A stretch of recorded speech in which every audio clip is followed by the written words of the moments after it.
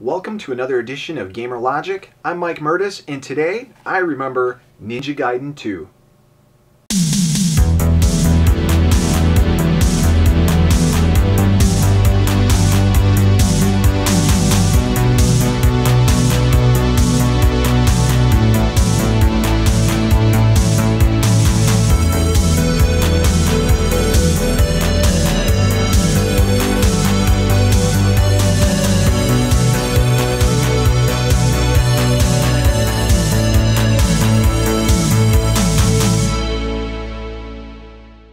The NES has so many iconic video game series that came attached to it when the system came out.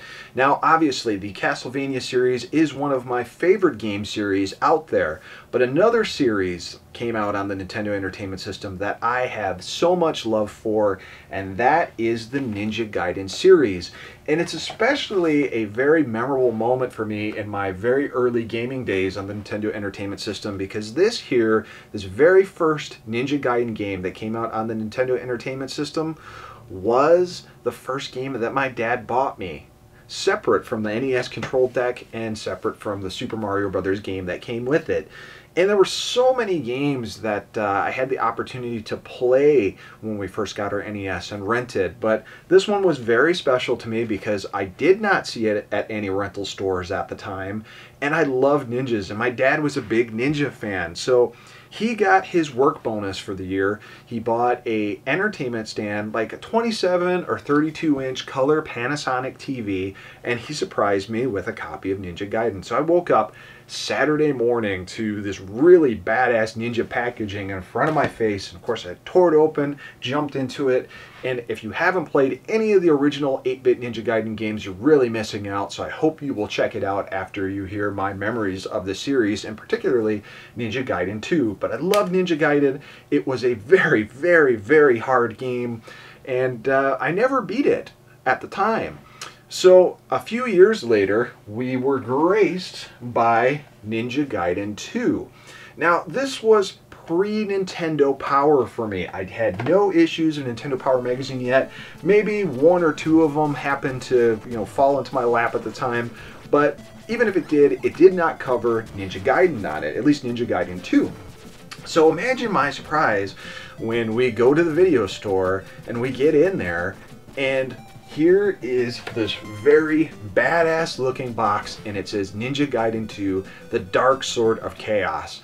To a little kid, wow, did the packaging get me. The back of the box got me. I wanted to rent this game like no other, so of course we picked up the little rental box and we walked it right up to the counter and we rented it. So renting games back in the day, before I could drive obviously, because I was a little kid, the first thing I would do is open up the instruction booklet as soon as I got in the back seat of the car and pop it open and start learning about the controls and the story. And this was actually where I learned about the full ending to Ninja Gaiden. I was able to get all the way to Jackio. I was never able to defeat him at this point. So I finally found out what the ending to Ninja Gaiden 1 was once I got through this. But I'm reading through the story and I'm totally pumped to play this game. So of course, get home, get into the house, open up the door to my NES and pop in the cartridge to Ninja Gaiden 2. How iconic is the opening scene to Ninja Gaiden 2? The music, the background, the lighting, this imposing figure by the name of Ashtar sitting out on the edge of this temple, just talking about things and brooding about his evil plot. Man, to this day, the intro to that still makes my hair stand up on my arms. It's just so intense, so cool, really gets you into the sequel. And then here we are, we're into the first level of this game. And of course, all the familiar controls are there, but now Ryu can climb up and down without having to flip back and forth. And he has these shadow ninja powers, which is absolutely cool. If you know how to use it, you can really deal some damage to enemy bosses, which is fun. Then of course, the story just continues and continues and branches on to the really cool plot elements that the first Ninja Gaiden established. You gotta remember that back in the day of Ninja Gaiden, these cinematic cutscenes that you would see introduce the level and further the plot, on each stage was virtually unheard of, at least on the Nintendo Entertainment System platform. I'd never seen anything like it at the time, so it was so enthralling to get into this. Ninja Gaiden, the series, of course, has always had super tight controls. They follow up on that, and it's just a fantastic game, from music, from graphics, all of that. And you know, it's funny, it says hard to beat here on the packaging itself, which is really kind of funny because I have always thought Ninja Gaiden 2 was a cakewalk compared to the original Ninja Gaiden. And I got through the Ninja Gaiden 2 game probably within a day of the rental, so I replayed the crap out of it, but I loved it.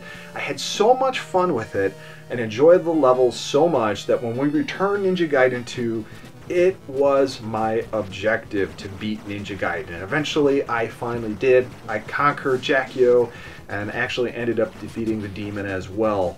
But overall, Ninja Gaiden 2 really set just this high standard that you expected from Tecmo games. So it was unfortunate that eventually, when Ninja Gaiden 3 came out, it just wasn't as good. But talk about an all-around package. This is what made Nintendo Entertainment System the system to play back in the day, at least to me.